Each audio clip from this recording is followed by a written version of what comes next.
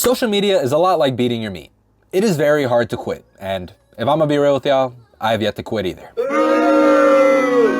We become so dependent on social media that it's kind of hard to imagine a world without it. I've had Instagram since I was 12 years old, and I'm about to be 24, so that's literally like half my life. But this year, I've been trying to make a change. I've been trying to actually quit social media and be the alpha dog titan that I know I was destined to be, but I'm be real with y'all, I have yet to fully commit to quitting it. I know.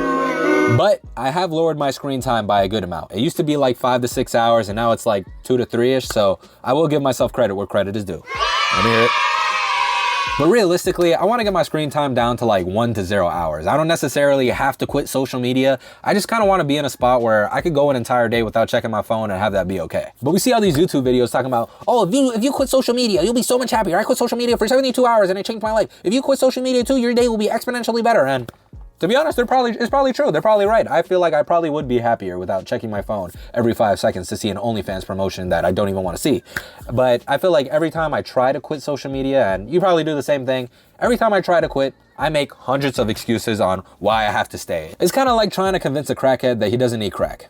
He will convince you why he needs that shit. I feel like the main excuses that I be using, and let me know if they sound familiar, is A, I'll lose contact with my friends, B, I'll miss out on important information, and C, I'll just be bored. And I can kind of understand how they might seem like valid excuses, but when you really sit down and break them down, they're really not, bro. I've been really thinking about it. These are not valid excuses whatsoever. Let's get into it. Like with the whole friend thing, like, bro, if you're gonna stop being my friend because I deleted Instagram, are we really even friends? Are we really even that close if I don't have your phone number? Let's be real. The second point about like missing information, I probably understand that one the most because my favorite rapper, J. Cole, dropped a surprise album a few weeks ago. And, you know, I only found out about it the second it dropped because he posted on Instagram. But realistically, I probably would have found out regardless. And if you compare how much misinformation, fucking ads, OnlyFans promotions, stupid unfunny memes that are just reposted by 10 accounts that you consume compared to the amount of like real important information, it's probably like a 1 to 50 ratio. For every one piece of good information you get, you're probably scrolling through like 49 stupid things. So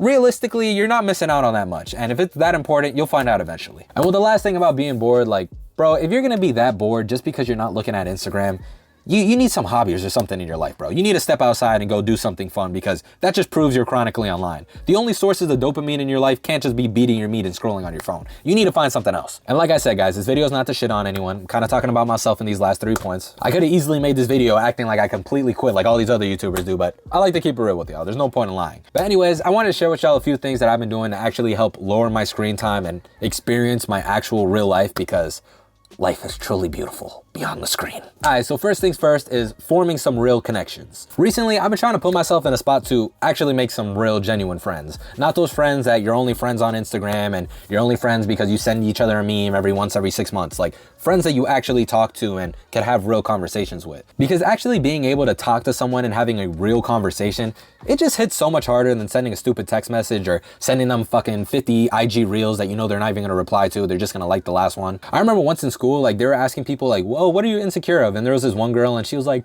oh, I get insecure and sometimes I cry to myself to sleep because of the amount of Instagram followers I have. And then they asked her how many followers she had, and guess what she said, bro? She said 15,000.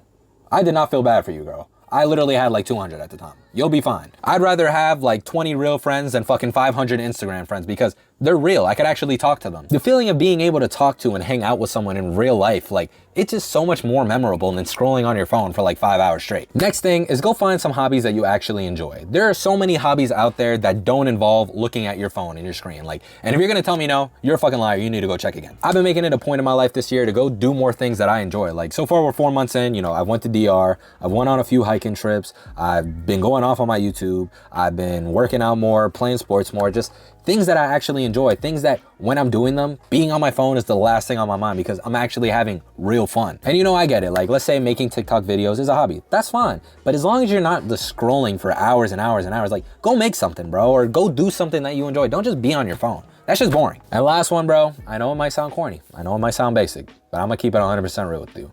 Set some timers on your phone. Set some app timers on your phone. You go to the settings app, you go to digital well-being, you scroll on, I don't know if you got iPhone or Android, you scroll and you set a timer. I got a timer for Instagram and TikTok right now. It is set for 2 hours and I usually never really max it out. Sometimes I do if I'm at work and I'm really bored, but by the time I max it out, I'm not gonna go now extend it because that's a whole process. I gotta go back into the settings app. I gotta go to, I'm not doing all that. And if I feel like the second it says, oh, you've maxed out your timer, I really think about it. I'm like, damn, bro, I just wasted 2 hours of my day. I should probably start doing something else.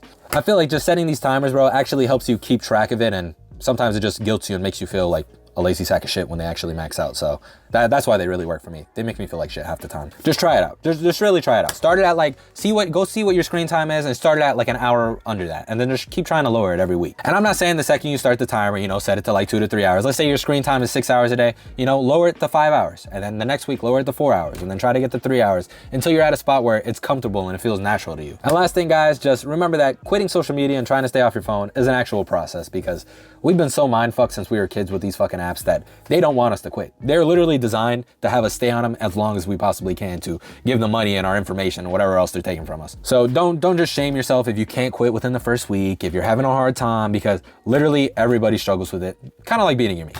I should probably make a video about beating your meat, but everybody struggles with it. So don't guilt yourself if you can't lower your shit to down from 6 hours to 5 hours in like 3 days. Like, it's hard. So, but anyways, guys, that's gonna wrap it up for today's video. If you liked it, don't forget to hit that subscribe button, like, and comment the 3 wacky digits on the back of your mom's credit card.